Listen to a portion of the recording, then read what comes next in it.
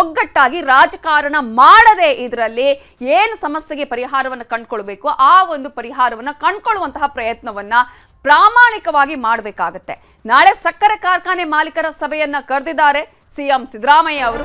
ಇದೇ ಸಂದರ್ಭದಲ್ಲಿ ಬಿವೈ ವಿಜಯೇಂದ್ರ ವಿರುದ್ಧ ಸಿದ್ದರಾಮಯ್ಯ ಆಕ್ರೋಶವನ್ನ ಹೊರಹಾಕಿದ್ದಾರೆ. ಈಗ ಬಿವೈ ವಿಜಯೇಂದ್ರ ಅವರು ಕಳೆದ 2 ದಿನಗಳಿಂದ ಅಲ್ಲಿ ಹೋರಾಟದಲ್ಲಿ ಪಾಲ್ಗೊಂಡಿದ್ರು, ರೈತರ ಜೊತೆ ಇದ್ರು.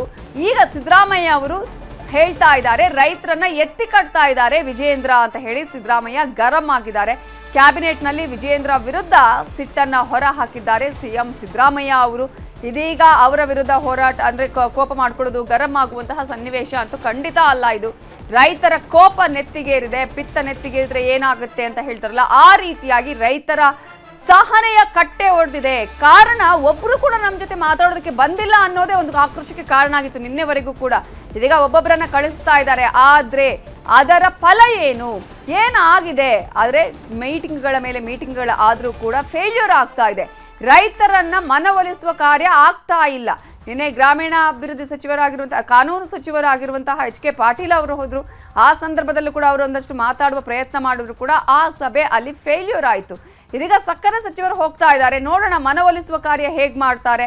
ರಾಷ್ಟ್ರೀಯ ಹೆದ್ದಾರಿಗಳನ್ನ ತಡಿತೀವಿ ಅಂತ ರೈತರು ಕೂತಿದ್ದಾರೆ. ಇವತ್ತು ಸಂಜೆ ಒಳಗೆ ಒಂದು ನಿರ್ಧಾರ ಆಗಬೇಕು, 3,500 ರೂಪಾಯಿನ ನಿಗದಿ ಮಾಡಬೇಕು ಟನ್ನಿಗೆ ಅಂತ ಕೇಳ್ಕೊಳ್ತಾ ಇದ್ದಾರೆ. ಆದರೆ ನಾಳೆ ಸಿದ್ದರಾಮಯ್ಯ ಅವರು ಸಕ್ಕರೆ ಮಾಲೀಕರ ಒಂದು ಸಭೆಯನ್ನ ಕರೆದಿದ್ದಾರೆ. ಆ ಒಂದು ಸಭೆಯಲ್ಲಿ ಯಾವ ನಿರ್ಣಯ ತೆಗೆದುಕೊಳ್ಳಲಾಗುತ್ತೆ ಅನ್ನೋದು ಕೂಡ ಅಷ್ಟೇ ಬಹಳ ಪ್ರಾಮುಖ್ಯತೆಯನ್ನ ಪಡೆದುಕೊಳ್ಳುತ್ತೆ.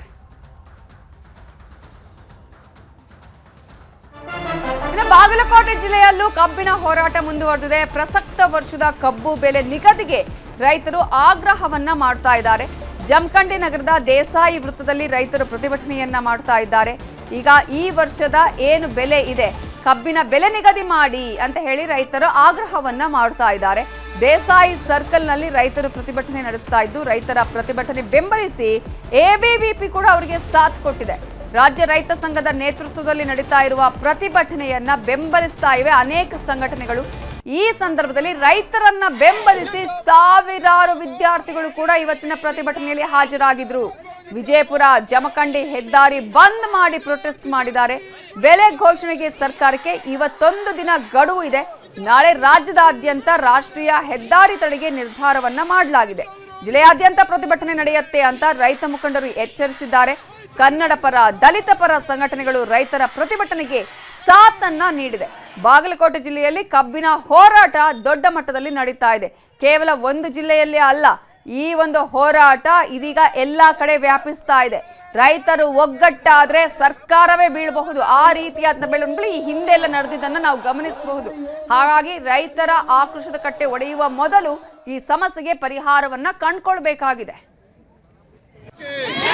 जिंदाबाद बोलो जिंदाबाद एबीवीपी जिंदाबाद जिंदाबाद बोलो जिंदाबाद एबीवीपी जिंदाबाद विद्यार्थी शक्ति गुडगिದ್ದಾರೆ ವಿಧಾನಸೌಧ ನಡುಗೂರು ವಿದ್ಯಾರ್ಥಿ ಶಕ್ತಿ ಗುಡಗಿದ್ದಾರೆ ವಿಧಾನಸೌಧ ರೈತ ವಿರೋಧಿ ಸರ್ಕಾರಕ್ಕೆ ರೈತ ವಿರೋಧಿ ಸರ್ಕಾರಕ್ಕೆ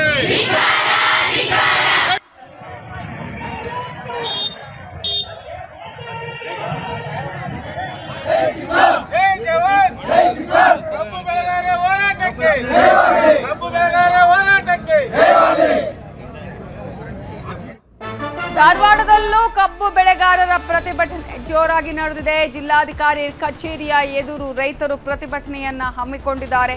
ರಾಜ್ಯ ಸರ್ಕಾರದ ವಿರುದ್ಧ ಧಿಕ್ಕಾರವನ್ನ ಕೂಗಿ ತಮ್ಮ ಆಕ್ರೋಶವನ್ನ ವ್ಯಕ್ತಪಡಿಸ್ತಾ ಇದ್ದಾರೆ.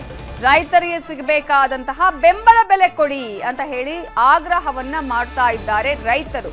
ರೈತರಿಗೆ ಸಾಥ್ ಕೊಟ್ಟಿದೆ ಎಐಕೆಕೆಎಂಎಸ್ ಸಂಘಟನೆ. ಕಬ್ಬನ್ನ ತಂದು ಡಿಸಿ ಕಚೇರಿ ಎದುರು ಇಟ್ಟು ಪ್ರತಿಭಟನೆಯನ್ನ ಮಾಡಿದ್ದಾರೆ ರೈತರು. ನಮ್ಮ ಹೋರಾಟ ಒಂದೇ, ನಮಗೆ ಸರಿಯಾದ ಬೆಂಬಲ ಬೆಲೆಯನ್ನು ನಿಗದಿಪಡಿಸಿ, ಟನ್ನಿಗೆ 3,500 ರೂಪಾಯಿ ನಿಗದಿ ಮಾಡಿ ಅನ್ನೋದು ರೈತರು ಕೇಳ್ತಾ ಇರುವ ಬೇಡಿಕೆ. ಈ ಬೇಡಿಕೆಗೆ ಇದೀಗ ಯಾವ ರೀತಿಯ ಸ್ಪಂದನೆ ಸಿಗುತ್ತೆ, ಕಳೆದ 8 ದಿನಗಳಿಂದ ನಡೆಸ್ತಾ ಇರುವ ಹೋರಾಟಕ್ಕೆ ಯಾವ ರೀತಿಯಾಗಿ ಬೆಲೆ ಸಿಗುತ್ತೆ ಅನ್ನೋದನ್ನ ಕಾದು ನೋಡಬೇಕಾಗಿದೆ.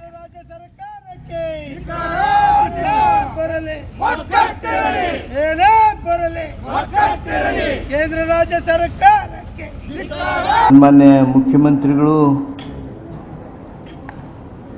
ಮೊನ್ನೆ ನನಗೆ ಗುರ್ಲಾಪುರಕ್ಕೆ ಹೋಗಬೇಕು, ಅಲ್ಲಿರ್ತಕ್ಕಂಥ ಕಬ್ಬು ಬೆಳೆಗಾರರನ್ನ ಭೇಟಿಯಾಗಿ ನಮ್ಮ ಸರ್ಕಾರದ ನಿಲುವು ತಿಳಿಸ್ಬೇಕು, ಅವರನ್ನು ಚರ್ಚೆಗೆ ಆಹ್ವಾನಿಸಬೇಕು ಅನ್ನುವಂಥ ಸೂಚನೆಯನ್ನು ಕೊಟ್ಟಿದ್ದರು. ನಾನು ನಿನ್ನೆ ಅಲ್ಲಿ ಹೋಗಿ ಕಬ್ಬು ಬೆಳೆಗಾರರನ್ನ ಭೇಟಿಯಾಗಿ ಅವರಿಗೆ ನಮ್ಮ ಆಮಂತ್ರಣವನ್ನು ಸಹಿತ ಕೊಟ್ಟು ಬಂದಿದ್ವಿ. ಮಾನ್ಯ MB ಪಾಟೀಲರು ಬಿಜಾಪುರದಲ್ಲಿ ಕಬ್ಬು ಬೆಳೆಗಾರರನ್ನು ಭೇಟಿಯಾಗಿ ಅವ್ರ ಜೊತೆಗೂ ಸಮಾಲೋಚನೆ ಮಾಡಿದರು. ನಮ್ಮ ಭೇಟಿ ರೈತರ ಜೊತೆಗೆ ಮಾಡಿರ್ತಕ್ಕಂಥ ಚರ್ಚೆ ಅವೆಲ್ಲ ವಿವರವಾಗಿಯೂ ಮುಖ್ಯಮಂತ್ರಿಗಳಿಗೆ ತಿಳಿಸಿದ್ವಿ, ಕ್ಯಾಬಿನೆಟಿಗೆ ತಿಳಿಸಿದ್ವಿ. ಕ್ಯಾಬಿನೆಟ್ನಲ್ಲಿ ಸುದೀರ್ಘವಾಗಿರ್ತಕ್ಕಂಥ ಚರ್ಚೆ ಆಯಿತು. ಸನ್ಮಾನ್ಯ ಮುಖ್ಯಮಂತ್ರಿಗಳು ಇದು ಅತ್ಯಂತ ಮಹತ್ವದ ವಿಷಯ ಆಗಿರೋದರಿಂದ ಅವರು ಇದನ್ನು ಅವರೇ ಸವಿಸ್ತರವಾಗಿ ಹೇಳ್ತಾರೆ. ನಾನು ಸನ್ಮಾನ್ಯ ಮುಖ್ಯಮಂತ್ರಿಗಳಿಗೂ ಸ್ವಾಗತ ಮಾಡಿ, ಸಚಿವ ಸಂಪುಟದ ನನ್ನ ಸಹೋದ್ಯೋಗಿಗಳಿಗೆ ಸ್ವಾಗತ ಮಾಡಿ ಮಾನ್ಯ ಮುಖ್ಯಮಂತ್ರಿಗಳು ಪತ್ರಿಕಾ ಪರಿಷತ್ತನ್ನು ಮುಂದುವರಿಸಬೇಕು ಅಂತ ಕೇಳ್ತೇನೆ.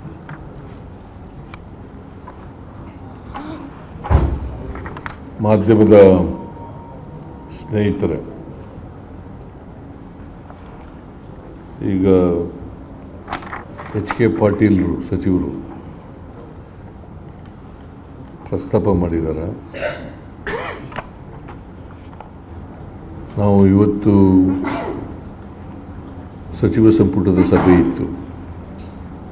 ಪ್ರತಿ ಗುರುವಾರ ಸಭೆ ಮಾಡ್ತೀವಿ, ಅದರಂತೆ ಈ ವಾರನೂ ಕೂಡ ಇತ್ತು. ಸುಮಾರು 19 ವಿಷಯಗಳನ್ನು ಚರ್ಚೆ ಮಾಡಿದ್ದೀವಿ. ಅವುಗಳ ಬಗ್ಗೆ ಏನು ತೀರ್ಮಾನ ಆಯಿತು ಅನ್ನೋದ್ರ ಬಗ್ಗೆ HK ಪಾಟೀಲರು ನಿಮಗೆ ಮಾಹಿತಿಯನ್ನು ಕೊಡ್ತಾರೆ. ಅದರ ಜೊತೆಗೆ ಕಬ್ಬು ಬೆಳೆಗಾರರ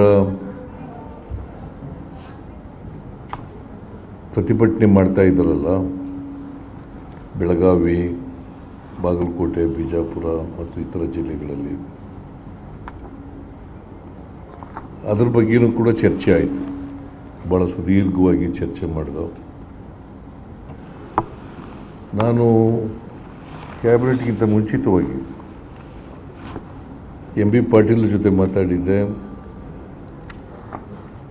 ನೀವು ಚಿತ್ರದುರ್ಗ ಬಿಜಾಪುರ ಜಿಲ್ಲೆಯಲ್ಲಿ ನೀವು ಅಲ್ಲಿ ಹೋಗಿ ರೈತರನ್ನು ಭೇಟಿ ಮಾಡಿ ಅವ್ರ ಜೊತೆ ಸಮಾಲೋಚನೆ ಮಾಡಿ ಅಂತ ಹೇಳಿದ್ದೆ. ಜೊತೆಗೆ HK ಪಾಟೀಲರು ಬೆಳಗಾವಿಗೆ ಹೋಗಿ ಅಂತ ಹೇಳಿದ್ದೆ. ಅವರು ಕೂಡ ನಿನ್ನೆ ಹೋಗಿದ್ದರು ಬೆಳಗಾವಿಗೆ. MB ಪಾಟೀಲರು ಕೂಡ ಹೋಗಿದ್ದರು. ತಿಮ್ಮಾಪುರಕ್ಕೆ, ಬಾಗಲಕೋಟೆಗೆ ಹೇಳಿದ್ದೆ, ಆದರೆ ನಿನ್ನೆ ಮೇಟಿಯವರು ತೀರೋಗಿದ್ರಲ್ಲ, ಸೊ ಅದರಲ್ಲಿ ಅಂತ್ಯಕ್ರಿಯೆಯಲ್ಲಿ ಭಾಗವಹಿಸಿದರು. ಹಾಗಾಗಿ ಅವರು ಹೋಗೋಕ್ಕಾಗಲಿಲ್ಲ. ನಾನು ಹೋಗಿದ್ದೆ ಅಂತ್ಯಕ್ರಿಯೆಗೆ, ಮೇಟಿಯವರ ಅಂತ್ಯಕ್ರಿಯೆಗೆ ಹೋಗಿದ್ದೆ. ನಿನ್ನೆ ರೈತರ ಜೊತೆ HK ಪಾಟೀಲರು ಮತ್ತು MB ಪಾಟೀಲರು ಮಾತನಾಡಿದ್ದಾರೆ. ನಾವು ಚಳುವಳಿಯನ್ನು, ರೈತರ ಪ್ರತಿಭಟನೆಯನ್ನು ಭಾಳ ಗಂಭೀರವಾಗಿ ಪರಿಗಣಿಸ್ತಕ್ಕಂಥ ಕೆಲಸವನ್ನು ಮಾಡಿದ್ದೀವಿ. ಯಾಕಂದರೆ ನಮ್ಮ ಸರ್ಕಾರ ಯಾವತ್ತೂ ಕೂಡ ರೈತರ ಪರವಾಗಿರ್ತಕ್ಕಂಥ ಸರ್ಕಾರ.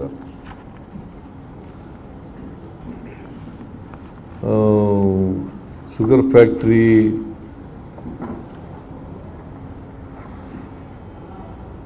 ಸತೀಶ್ ಜಾರಕಿಹೊಳಿ ಅವರ ಹತ್ರ ಇರೋದರಿಂದ ಮತ್ತು ಲಕ್ಷ್ಮೀ ಹೆಬ್ಬಾಳ್ಕರ್ ಜೊತೆ ಇರೋದರಿಂದ ಅವ್ರು ಹೋಗಲಿಲ್ಲ.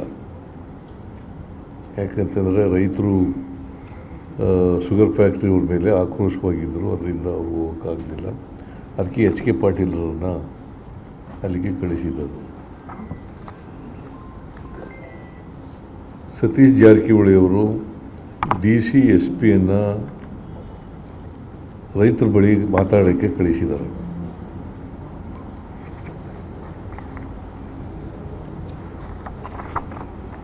ಅವರು ಹೋಗಿ ಪ್ರತಿದಿನ ಏನೇನು ನಡೀತದೆ ಅದನ್ನೆಲ್ಲ ವಾಚ್ ಮಾಡಿ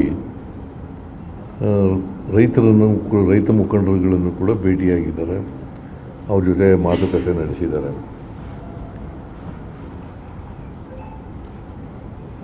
FRP ಅಂತ ಏನು ಹೇಳ್ತೀವಿ, fair and remunerative price, fair and remunerative price, ಇದನ್ನು ನಿಗದಿ ಮಾಡ್ತಕ್ಕಂಥವರು ಕೇಂದ್ರ ಸರ್ಕಾರದವರು.